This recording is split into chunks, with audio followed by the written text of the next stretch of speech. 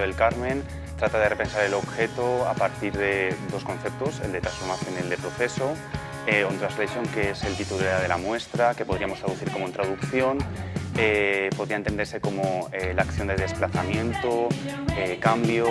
que en este caso el artista introduce frente al objeto a partir de la propia investigación de los materiales utilizados, así como también de la reflexión acerca de lo que son los medios artísticos tradicionales.